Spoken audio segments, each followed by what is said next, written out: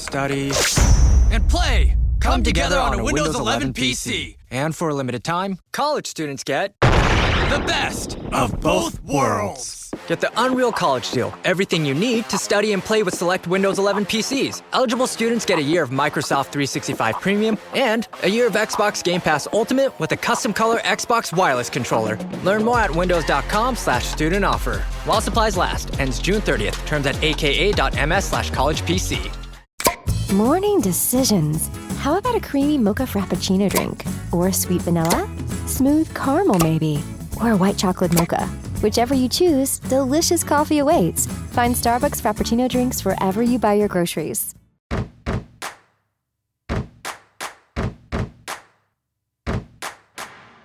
Hello and welcome to Immigrantly. I'm your host, Saadia Khan. You know, I get calls from candidates and their teams asking me to support a candidate. They impress me with their credentials, their policy stance, and how it aligns with my political views. But some people come across as kinda. And when Raj Goyle called, which I'm sure he called a lot of people, I felt like at the very least, I wanted him on my podcast. The New York primary is on June 23rd, and hence there are more political conversations on Immigrantly than what you would expect otherwise. And today's is with Raj. His parents came from Patinda, Punjab in 1971, doctors. A few dollars, the whole story. He grew up in Wichita, Kansas, Duke undergrad, Harvard Law,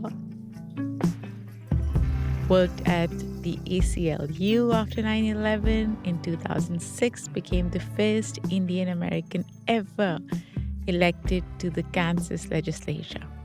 Ran for Congress in 2010 against, guess who? Mike Pompeo. Lost. Moved to New York, built and sold an AI company, founded Phone Free New York, which actually got smartphones banned in K through 12 schools statewide. And now he's challenging a 20-year incumbent for the New York State Comptroller. He lives in New York with his wife, 2 teenage daughters, his mother, and his mother-in-law. That's a lot of work. So without further ado, let's jump right in.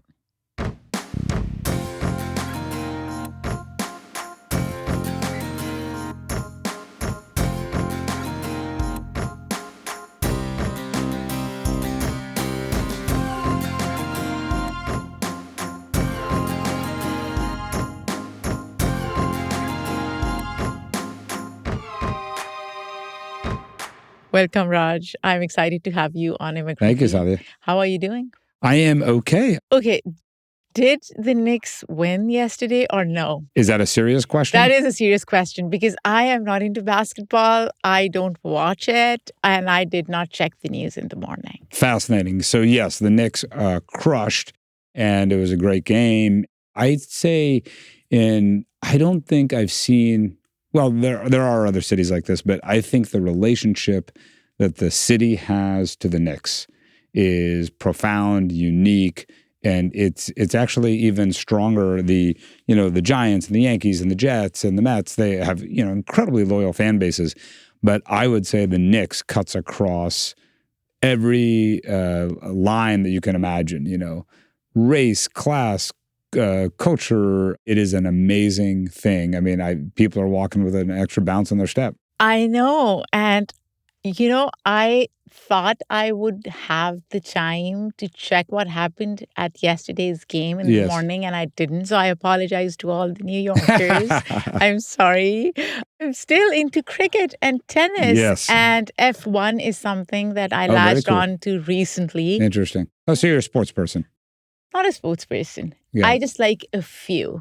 Did you grow up watching basketball? Yeah, Was that something that you liked? I grew up as like Sports Illustrated? Yeah. Sort of, okay, yeah, of course. So, I would call it like an SI kid. I mean, this is the 80s. We were, there's obviously no internet, there's no cell phones. And so I was completely sports nut kid with my buddies, and we were throwing the football in the backyard every day.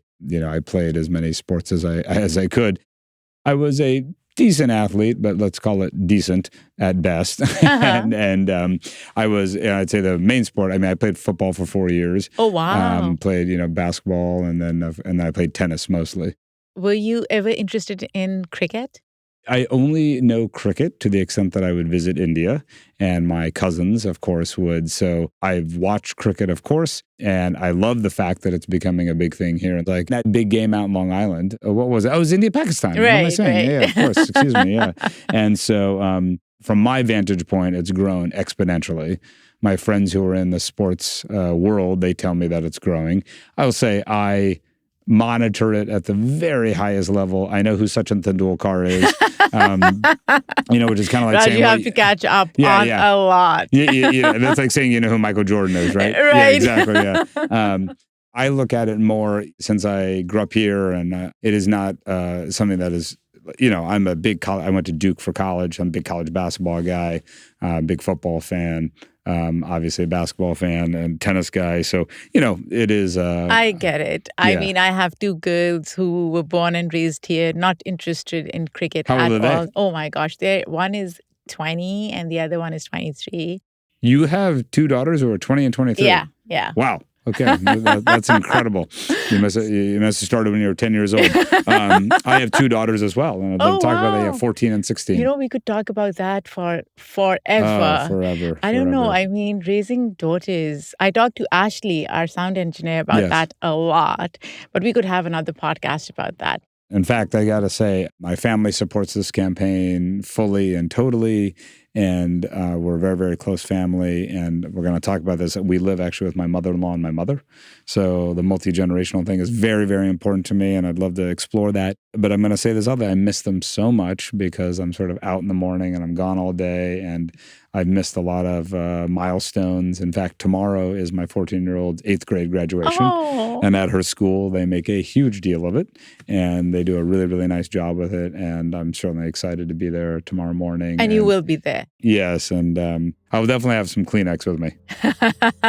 And you'll try not to embarrass them. I will try not to embarrass them. But that is, I don't know if I can do that.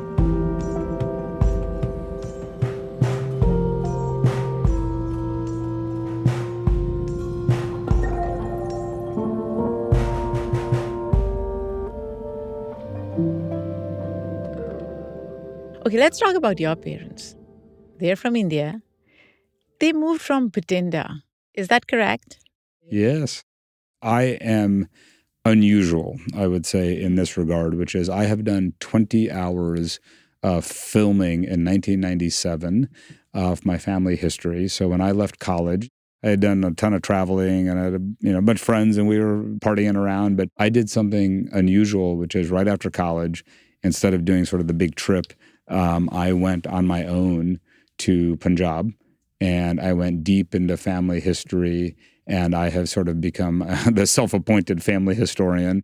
I've taken a huge amount of oral history over the years. And so Bathinda is, in fact, our WhatsApp group is called the Bathinda Cuz Connection. I love that. And so it's a very, very big part of our lives.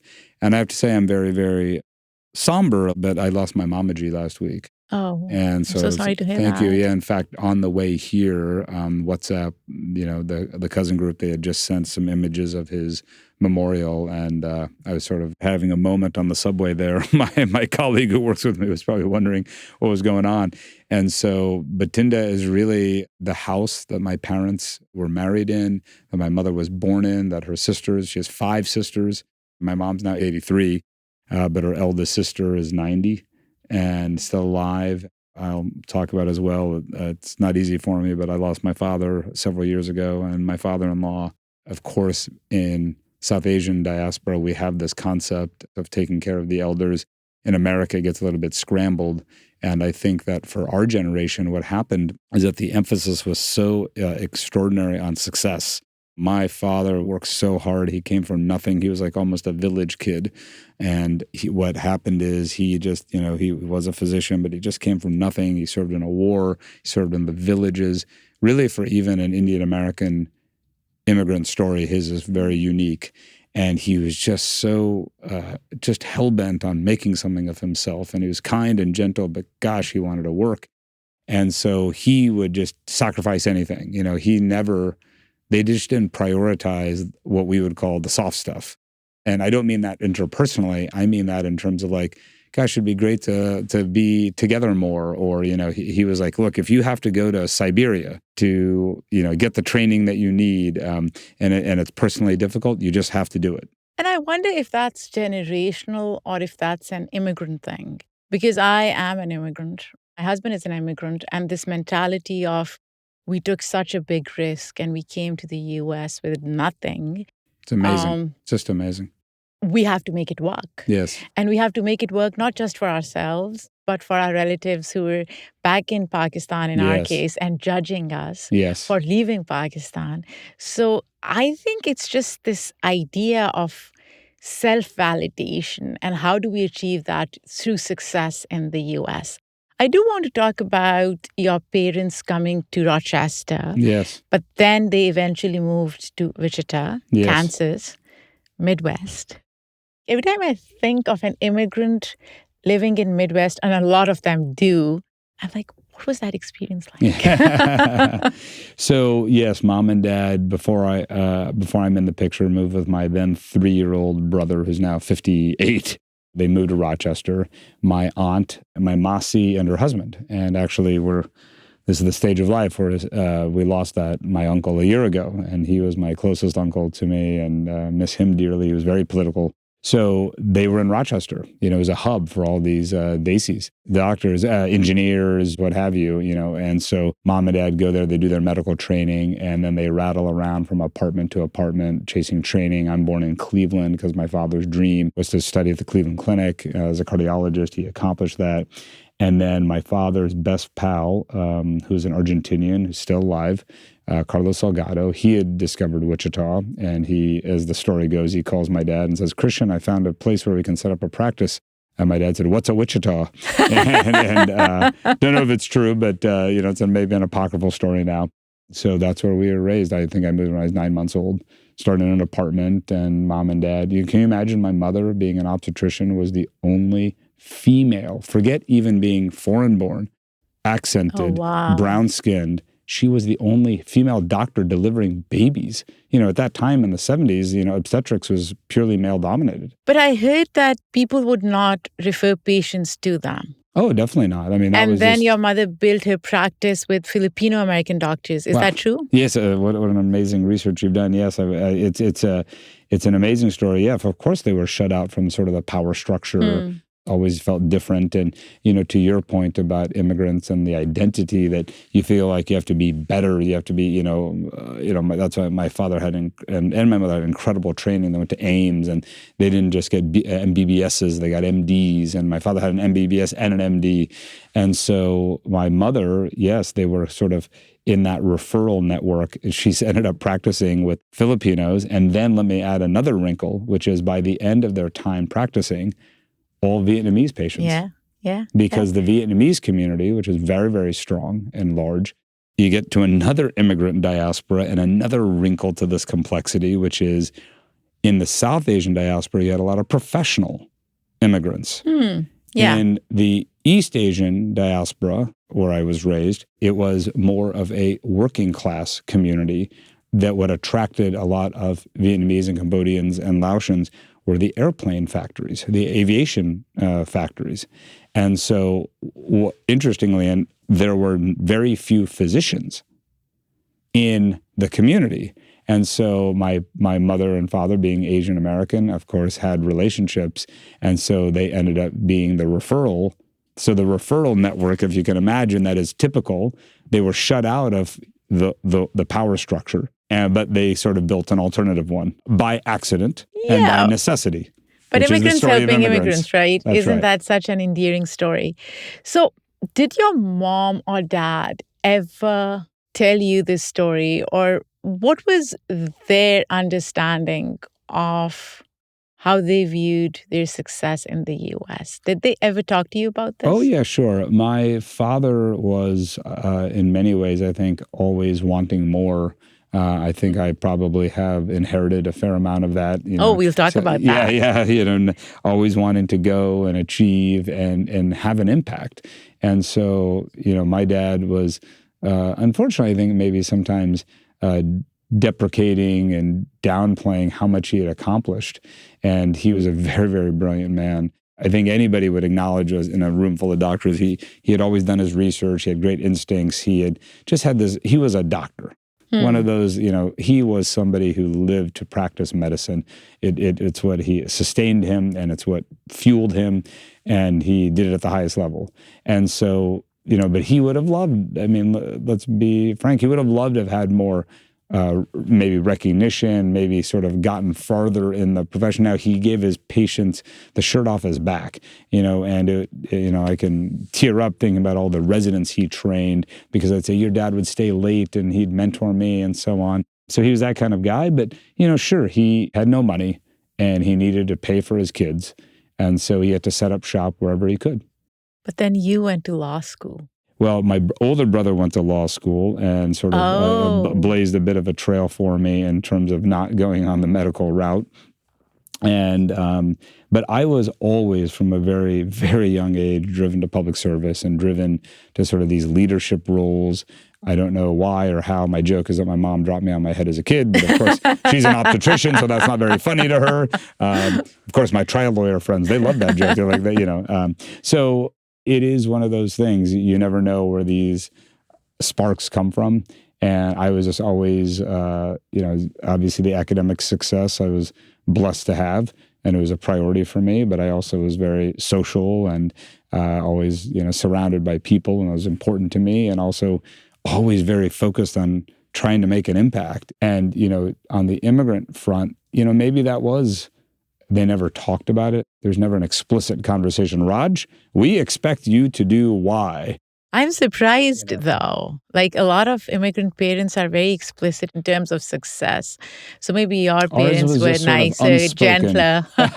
Yes, we had high expectations and they worked so hard. And so I think it was one of those things where I just sort of consumed the ethos of how hard they had to struggle. And I was, my older brother, he's an immigrant himself. He's a naturalized citizen. I'm the first of my family born in this country.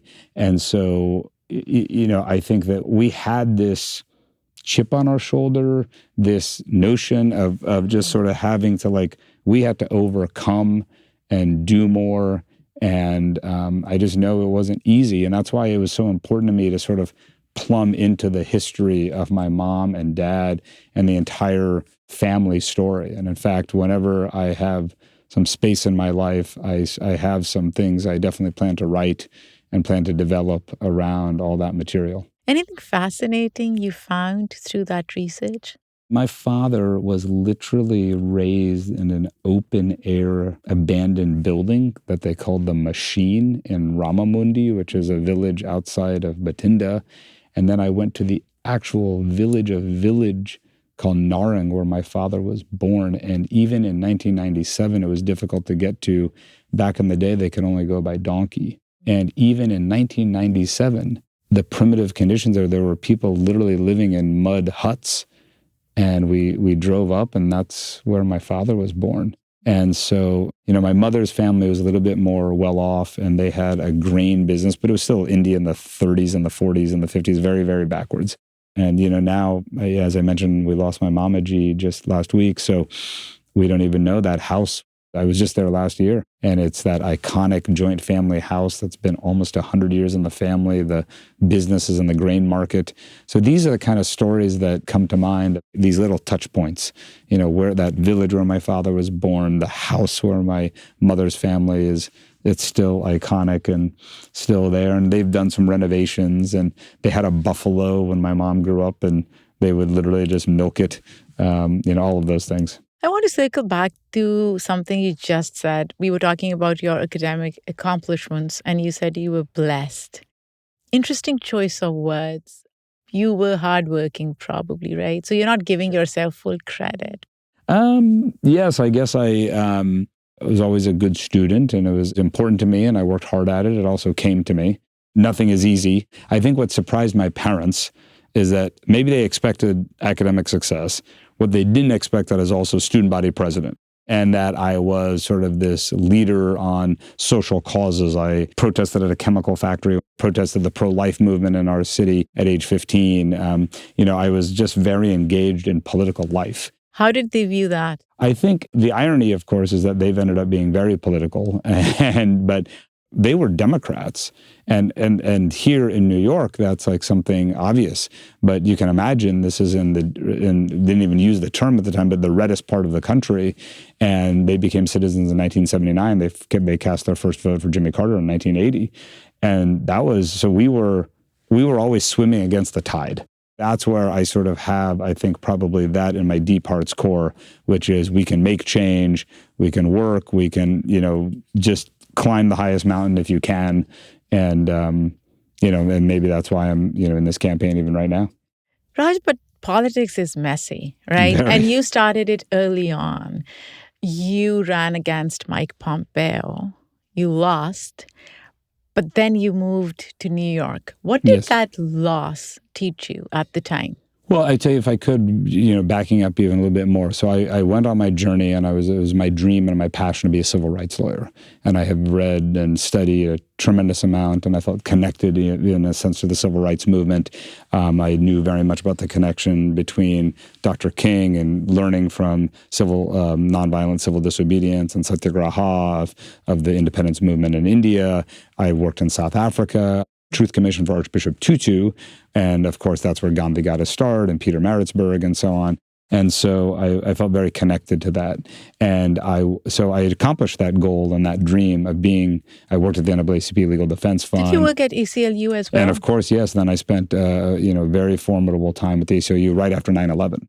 So yes, I represented a lot of Muslim South Asians and advocate for them when the Bush administration was targeting them. So all of that, and then I went to an organization in Washington to fight the Bush administration's invasion of Iraq and to work on civil rights and to work on immigration. We defeated the mass deportation policy of the Bush administration.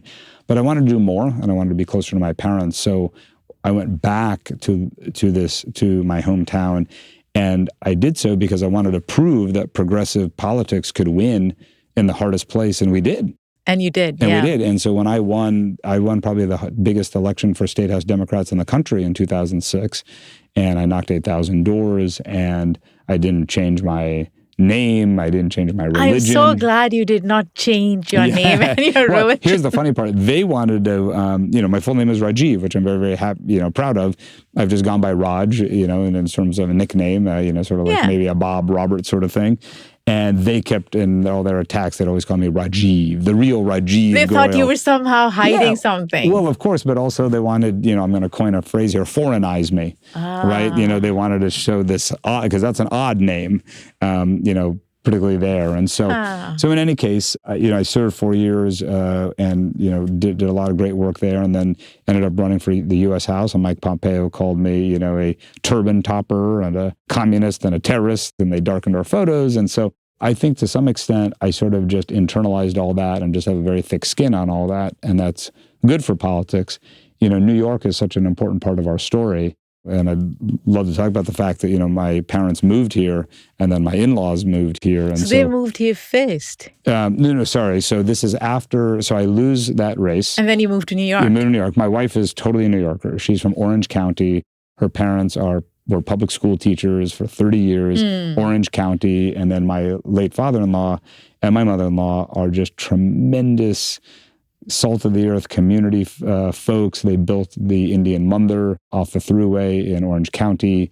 My father-in-law was just the community person. I mean, just thousands and thousands of hours, for the community and bringing people together, just revered and loved. And we dearly, dearly miss him. And so we wanted to be in New York. We sort of always knew we'd end up in New York. And so I came a little bit, chastened after that loss. And I ended up working a lot in the South Asian diaspora. I was actually an advisor to a foundation. We were funding groups like Saki and Saya and Chaya and a lot in the LGBTQ space and so on. And then I connected with an old friend and I cooked up an idea for a legal technology company. Yeah, let's talk about that. So you built a company, you Yes. founded it, you Yes. sold it. AI. Yeah, machine learning, but yes.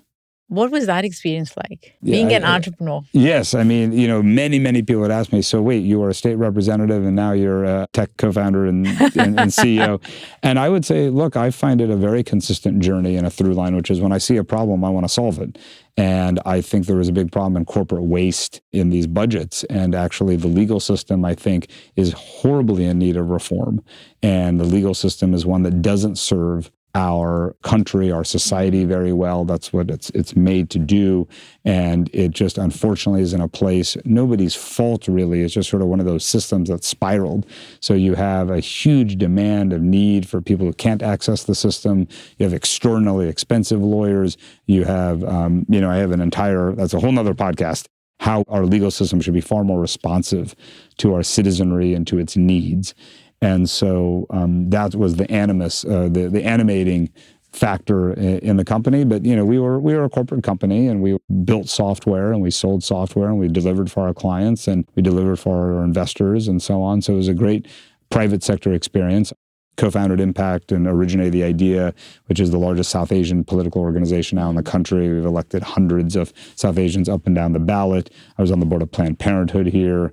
I was on the board of several other nonprofits. And so I think my business colleagues were probably a little bit wanting me to focus less on that. How do you square that, like being on the inside, on the corporate side, especially tech entrepreneur?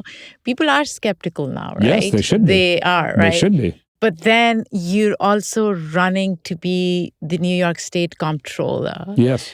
Would that be considered on the outside, looking in? Well, I put it this way, which is I learned a lot. And of course, managing the state's finances, I'm very excited to do.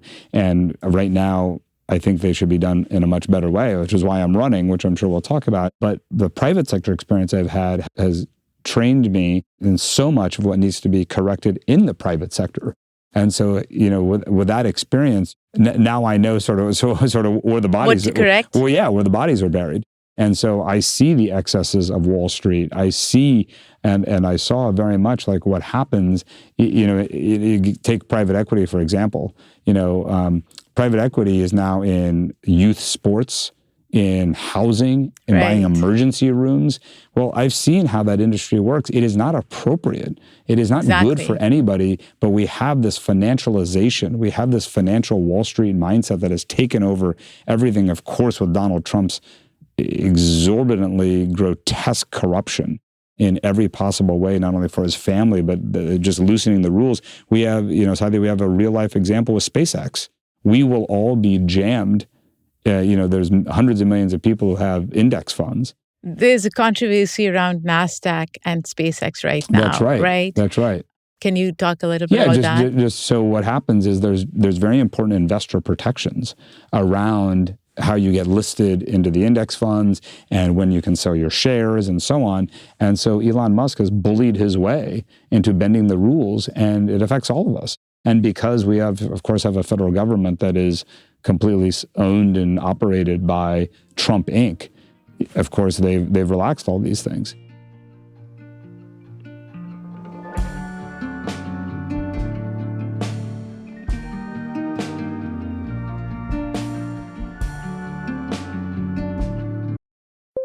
When you need to build up your team to handle the growing chaos at work, use Indeed Sponsored Jobs. It gives your job post the boost it needs to be seen and helps reach people with the right skills, certifications, and more. Spend less time searching and more time actually interviewing candidates who check all your boxes. Listeners of this show will get a $75 sponsored job credit at Indeed.com/podcast. That's Indeed.com/podcast. Terms and conditions apply. Need a hiring hero? This is a job for Indeed Sponsored Jobs. Expedia and Visit Scotland invite you to come step into centuries of history that await in Scotland. Castles steeped in legend, walk along cobblestone streets.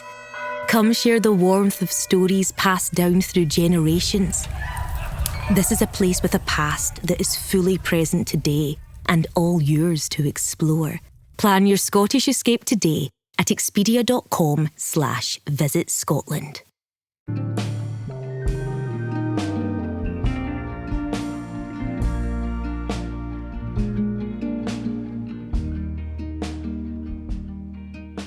So let's talk about the role of a New York State Comptroller. Sure. Right? As a comptroller, you will be managing a $300 billion fund. That's huge, Raj. You have an incumbent who's been doing that for 20 years. Yes. Some people may say, why fix something that's not broken? Because people are okay with him. Like the union workers are fine with him. The retirees like him. But I also see the generational shift happening, right? There are present retirees and then there are future retirees. Yes. And they have a very different approach. But as going back to you being New York State Comptroller, you will be investing in index funds. How much control do you think a comptroller has in what different stocks that index fund invests in? It's a great set of questions. And so, Tom DiNapoli, the current incumbent, had no financial background whatsoever, was a backbencher in the assembly and then selected by the then speaker and, going to jail for his for his own corruption. And so that's the origin story there. And so I think my mix of both public and private experience is the exact right combination for what the modern era of being a comptroller demands. And so the state comptroller, yes, runs a $300 billion pension fund.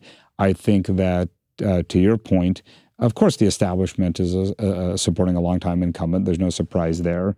I think we've been excited by the number of endorsements and energy that we're kicking up, and especially with just 19 days to go. In terms of the index fund, which is right now, the current incumbent is spending $1 billion on Wall Street fees that really aren't making money for the fund.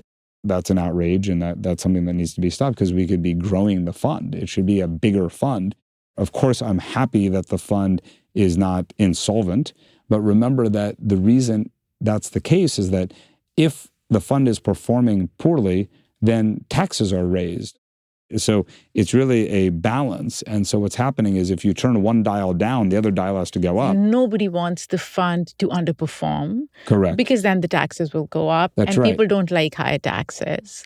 But how do you ensure that the fund is performing well, being more intentional about what stocks to invest in? Because I'll give you an example of Palantir. Yes, I know you've talked about it, yes. which I despise the company. I just want to say it. I wanted to preface it with that. But at the end of the day, the question then becomes, how do you square morality with prioritizing? Two things.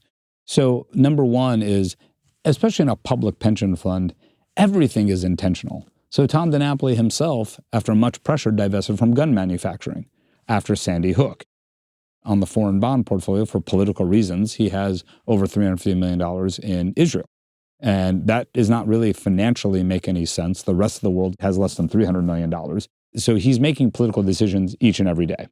And so Palantir, yes, is in the S&P. He proactively bought a huge amount of, using our money, bought a bunch of stock in Palantir, and then tripled that position. And at a time when ICE's reign of terror was very, very evident. And so the short answer is we can actually grow the pension fund. There are plenty of great companies to invest in that aren't Palantir, that are good growth companies and that when we get great returns, that don't violate our values. And that's why I've said also the pension fund should divest from fossil fuels. The New York City pension fund did so and has performed admirably. I think for people who lack the political will, it is a bit of an excuse to say, well, I don't know, I think everything should just be for return. Of course we should have a great return. And in fact, under a Goyle administration, we'd have better returns than we do under the incumbent. We can also protect our values. And we can invest in affordable housing. I've talked a lot about the fact that we can build hundreds of thousands of affordable homes all across the state. And we can invest directly because that's the right thing to do, and it's a good return. And so that's, I think, when you talk about sort of this generational change, of course, retirees, they need to be protected, and I will stop at nothing to protect them. And look, I'm the son-in-law of two retirees who are teachers for 30 years. Right. They're in NYCers. That's actually not part of the New York State Comptroller's office. They're in their own fund. But, it's very, very important that we protect the retirees. Talk to me a little bit about the generational shift that we're seeing. Well, I think what's happening is we need better Democrats, and we need Democrats who fight. And that's really what we're seeing in primary after primary. And that's what's, I think, happening in my race as well, which is people are hungry for people who are going to fight this affordability crisis that's choking New Yorkers, choking everybody, and that will fight the Trump administration. I mean, Palantir is ICE's software partner. There's no business we should be in that stock. We should be using the audit power to look at every single county and local agreement to see that we're not helping on detention, on warehousing. I was at Delaney Hall on Sunday. And, what's amazing about Delaney Hall is that I was there for, about an hour and a half, and it was super peaceful. We were literally singing peaceful protest songs, and the police just unnecessarily cleared it out. And it was obviously a suppression tactic. It wasn't needed to preserve public safety. And so that's the kind of culture we have. One thing I was talking about is that one of the reasons I got in this race, Saadia, is that my mother, who I've talked about, who's now a widow, of course, and used to run a small business and a grandmother of 5, she's worried that she would be deported. And that's so heartbreaking, right? After being naturalized for almost 50 years. Yeah. But why New York State Comptroller? Why not House or Senate again? Look, this was a job that I've long eyed because I hate wasting political power when we could be fighting for good values. And this is, to me, the embodiment of wasted political power. And so that's why this office is so powerful in my view. And I think it's a clear case where we can upgrade, and I salute Tom's years of service, but it is time. He's been a politician longer than I've been alive. And also more broadly, Democrats have been very poor at identifying these fiscal money offices. The Republicans, the chief fiscal officer of every red state, they're in an organization. It's called the SFOF. They, go around and they have their conferences and industry wines and dines. They rail against, quote, woke CEOs. As I like to say, I don't think we need a war on woke. We need a war on broke. That's what we need.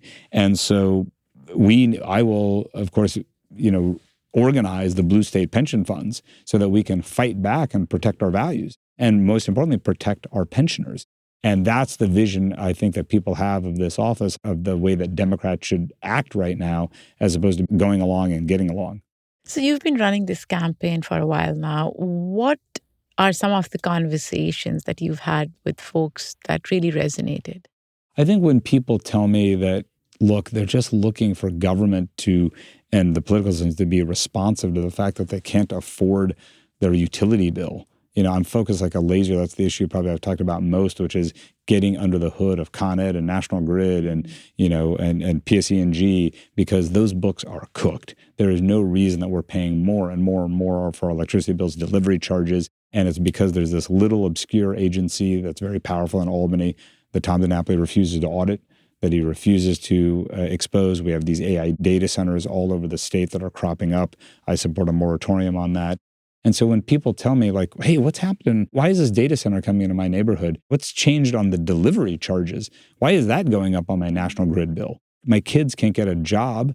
We have a real problem that isn't getting enough attention about the fact, particularly people in their early 20s, mid-20s, it's kind of bleak out there. We need to make sure that obviously New York City and New York State thrives in the industries that we can.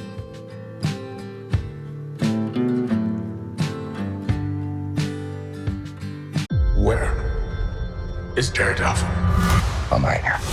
Don't miss the return of Marvel Television's Daredevil Born Again. So what's next? I feel liberated. I'm gonna take this city back. Over-medicated. In an all-new season, now streaming only on Disney+. They're hunting us. It's time we started hunting them. I can work with that.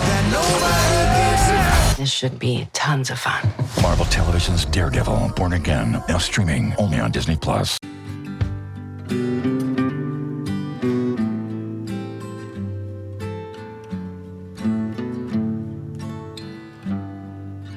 I do want to circle back to AI.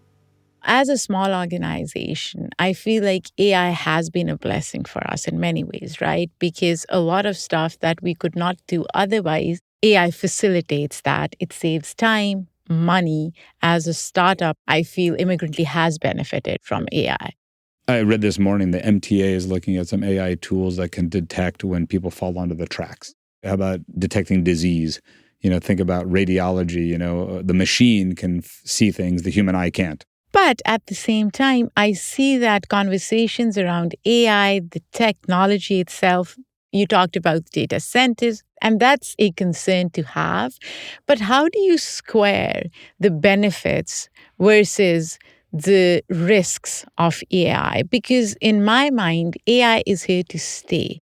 How do we embrace the technology and also be more intentional about it? I think that's where we need to have a much more robust discussion in public life around it. I mean, I'll just have to say my opponent, the current incumbent, doesn't use a computer. Oh, he doesn't? No, he has his assistant print the emails out for him. Now, interesting. Well, I just think that's a tell. I mean, if you need somebody who's... I mean, look, my dad is 80 and he is on Twitter all the time. Yes. So it's not generational, guys. No, it's not generational. No, it's a mindset. And so what I would say is on AI, many people, my good friend Ro Khanna, who's endorsed me, Ro has a very thoughtful framework. I've thought a lot about these issues, which is, let's take Uber as an example. Uber comes into being, and there's clearly a market demand for ride sharing. And ride sharing has transformed our world. And it's clear that the taxi industry and that the taxi setup and TLCs and so on were not matching the need. And that's why even they had to have outer borough taxis. What we saw there were billions of dollars from venture capitalists and big tech come in and subsidize and basically start getting drivers onto a platform because they knew that they would basically use market leverage to crush the existing order, flood the streets with Ubers and with ride sharing. And of course, there was huge demand for it. But how do we set up a proper set of guardrails and rules? One thing I always talk about, Austin, Texas, banned Uber for a while, and they set up, there was a nonprofit called Ride Austin. It was the same thing. We had driver suicides, we had crushing debt. We had to then deal with this enormous social impact and this negative aftermath of just allowing technology to run amok. And so I think what's very clear is we need to talk about the impact on jobs and employment. We have to talk about the ethical guardrails. I mean, of course, we can't have these machines just running rampant without any checks. We see what they can do. We see how they can manipulate. We see how dangerous coding can lead. And so I think that's what and I think what's interesting is there's this congressional primary here in New York. Alex Borres is a friend of mine, and he's running against several other folks. It's at least we're having these debates. That's in the context of a political campaign. But I want to see a very thoughtful framework laid out in terms of here are the guardrails how we're going to protect society and the economy. And if it means, Saadia, that we actually don't go forward in certain sectors and that we put a pause and a break on it, that's okay. And I think that we have such a go, go, go culture. And of course, I'm an innovation guy and I've been in tech and I embrace that, but I'm a dad first. I'm a human being first. I'm a member of society first, and I'm a policymaker. And obviously, should we win in 19 days, inshallah, have a lot more influence than we do now. And so that's the way I think about it. So let's talk about that. How are you feeling? 19 more days to go. Yeah, look, I mean, we're excited. If anybody tells you that campaigns are easy, they're lying. It is not the easiest thing. I will say, and if I could, I mentioned it earlier, and it's been such a wonderful conversation. I have to say, if campaigning was talking to you all day, I would do nothing but campaigning. One of the things is I mentioned about caretaking. So, the hardest thing I've done in my life was take care of my dad as he was dying. And I took on that responsibility and really embraced it, and it was important to me. And I was able to be there for my family and for him. You can't cheat death, and you can't, my father was 88, and he was, as I said, a brilliant doctor, but, he died of congestive heart failure, the deep irony that he was a deep expert on cardiology. And so he went as far as he could. And one of the things that I think I tried during that time to study as much grief and mourning as I could. And, one thing is I think that in the Jewish faith, to the extent I've learned, and I'm by no means an expert, is they have a real admirable set of rules around death and mourning and grief.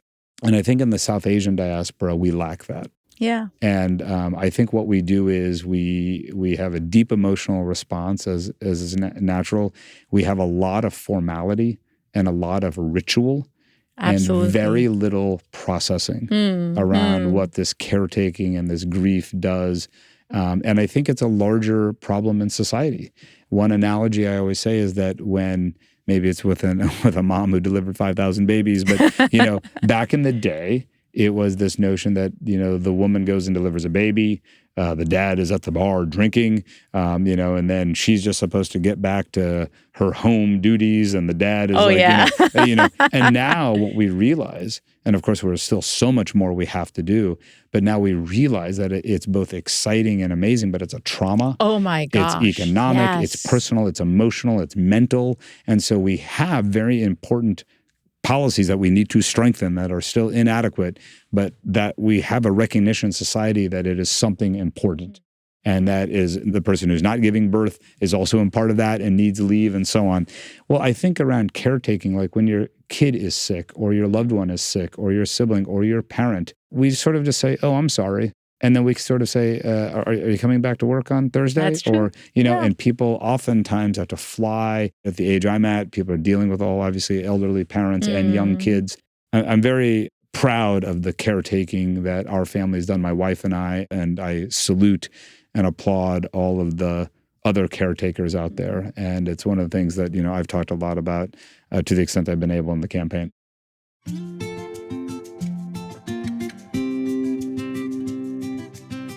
In the end, Raj, if you were to define the United States of America in a word or a sentence, how would you do that?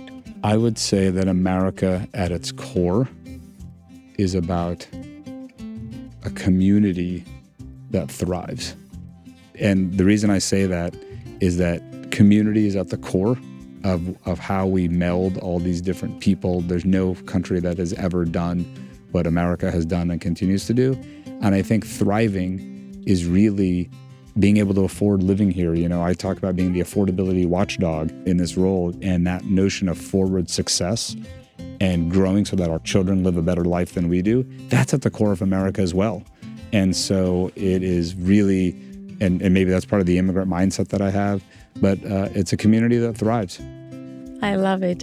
And by the way, congratulations on creating the joint family system in the U.S. Well, thank you. It was a lot of work, and I'm really glad that Monica and I were able to do that. And I can't believe I've gone this whole time. I know we're at the end here, but Monica, my wife, is hard to describe. I mean, she's extraordinarily successful, and she's just very, very supportive. And we've been a team now for 27 years.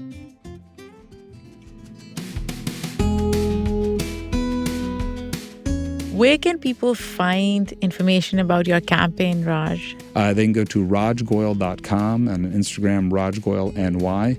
And I'd be grateful for everybody to check it out. And of course, I'm the only child of immigrants on the ballot in my race, and of course, protecting immigrants and talking about these issues and embracing our diaspora is a huge part of who I am and why I'm running and why I think we need change in this office. I love it. Wishing you the best of luck. Well, thank you. Manifesting it for you here on Immigrant Key. Well, I really, as I said, if this was what I could do all day, this is a lovely conversation. You're an amazing entrepreneur, an advocate, an immigrant, and interlocutor. So thank you for having me. It's been a real joy. Thank you, Raj.